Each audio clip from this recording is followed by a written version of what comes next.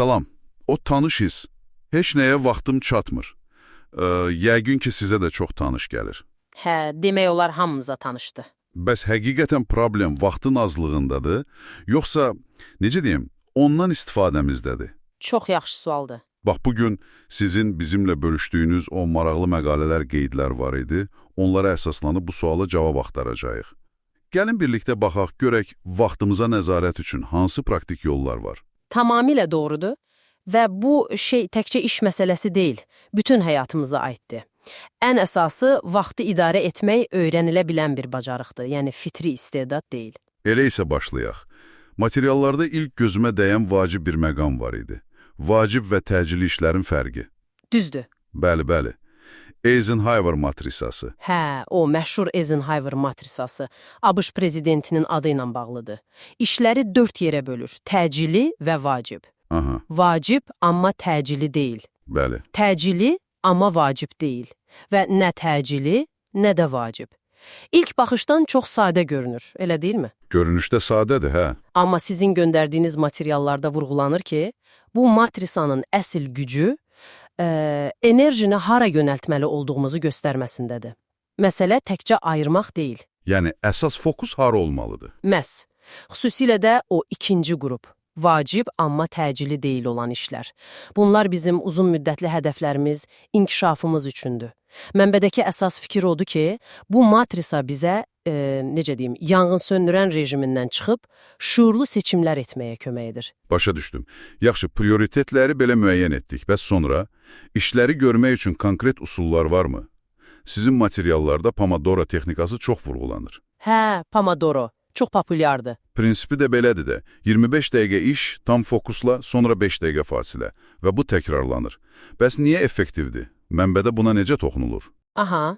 Baxın, bunun effektivliyi birbaşa beynimizin işləmə tərzi ilə bağlıdır. Sizin o qeydlərdə də yazılıb qısa, intensiv fokuslanma periodları və ardınca qısa fasilələr. Bu, diqqəti daha uzun müddət yüksək səviyyədə saxlamağa kömək edir. Aha.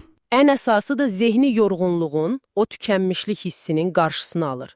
Bir də vurğulanır ki, o fasilələr həqiqi fasilə olmalıdır, yəni telefona baxmaq yox. Hə, durub biraz gəzmək ya da sadəcə gözləri dincəltmək kimi. Bəli, məhz belə. Çox məntiqlidir. Amma gəlin etiraf edək də, bu qədər diqqət dağıdan şeyin olduğu bir vaxtda fokuslanmaq çətindir. Çox çətindir, həqiqətən. Sizin təqdim etdiyiniz o qeydlərdə vaxt oğruları deyilən bir bölüm də var idi. Əsas günahkarlar da bəllidir. Sosial media bildirişləri, plansız zənglər, görüşlər, bir də o məşhur multitasking, eyni anda bir neçə işi görmək cəhdi. Bunlarla necə bacaraq? Mənbədə maraqlı yanaşma var. Bunlar sadəcə xırda narahatlıqlar deyil. Bunlar sizin prioritetlərinizi aktiv şəkildə pozan qüvvələr kimi təsvir edilir. Doğrudan. Bəli, əvvəlcə onları tanımaq lazımdır, sonra isə şuurlu məhdudiyyətlər. Bildirişləri azaltmaq, sosial media üçün konkret vaxt ayırmaq, açıq qapı siyasətini bəlkə də dəyişmək. Multitaskingə gəlincə... Hə, ona nə deyilir? Çoxları elə bilir ki, faydalıdır. Əksinə, materiallar göstərir ki, bu əslində məhsuldarlığı aşağı salır. Diqqəti parçalayır, səhvlərə yol açır. Əsas sual budur məncə. Siz öz alətlərinizə, telefonunuza, kompüterinizə nəzarət edirsiniz, yoxsa onlar sizə? Düşündürücü sualdır həqiqətən. Bu böyük strategiyalarla yanaşı, o qeydlərdə gündəlik həyat üçün kiçik praktik məsləhətlər də var idi. Məsələn, mən çox bəyəndim 2 dəqiqə qaydası. Aha, çox praktikdir. Əgər bir iş 2 dəqiqədən az çəkirsə, düşünmə, dərhal et. Və ya ən çətin işi səhər enerjili vaxtda görmək. Bir də o var idi, yox demək. Açığı, bu çox çətindir. Çətindir, amma çox vacibdir. Bu kiçik vərdişlər zamanla böyük fərq yaradır. O yox demək isə əslində sərhəd çəkməkdir. Öz vaxtını, yəni ən dəyərli resursunu qorumaqdır. Bir də sizin materiallarda o buffer vaxt məsələsi var idi. Ehtiyat vaxt saxlamaq. Bəli, gözlənilməz hallar üçün. Bu da realistik yanaşmadır. Həyat həmişə plana uyğun getmir axı.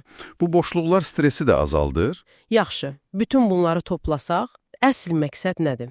Sadəcə daha çox iş görmək, yoxsa başqa bir şey? İş-həyat balansı barədə də nəsə deyilirdi deyəsən. Əlbəttə. Baxın, əsas mesaj budur ki, vaxtı idarə etmək özü-özlüyündə məqsəd deyil. Bu bir vasitədir. Daha böyük hədəfə çatmaq üçün davamlı məhsuldarlıq və, necə deyim, ümumi rifah, xoşbəxtlik üçün. Yəni təkcə iş yox, Təbii ki, istirahətə, sevdiklərinizə, hobbilərinizə də şuurlu şəkildə vaxt ayırmaq lazımdır.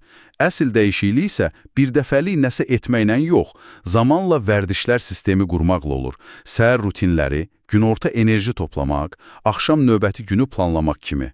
Bunlar vərdişə çevrilməlidir. deməli, sizin təqdim etdiyiniz bu zəngin materiallardan çıxan nəticə odur ki, vaxtı idarə etmək mümkündür. Və bu, daha çox işləmək yox, doğru işlərə fokuslanmaq bacarığıdır. Bir növ həyatımızın sükanını ələ almaq kimidir. Tamamilə. Və son bir fikir dediyim, yenə sizin o mənbələrdəki vaxt audit təklifini əsaslanaraq. Bəlkə də dinləyicilərimiz bu həftə bir neçə gün vaxt ayırıb, öz vaxtlarının əslində hara getdiyini qərəzsiz izləsinlər. Maraqlı fikirdir. Yəqin çoxumuz təəccüblənərik. Çox güman ki. Çünki təsəvvürlərimizlə reallıq fərqli olur.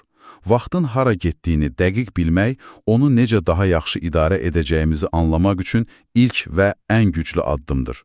Bu təkcə iş qrafikini yox, bütövlükdə prioritetləri və həyatı nəzərdən keçirmək üçün əla fürsətdir.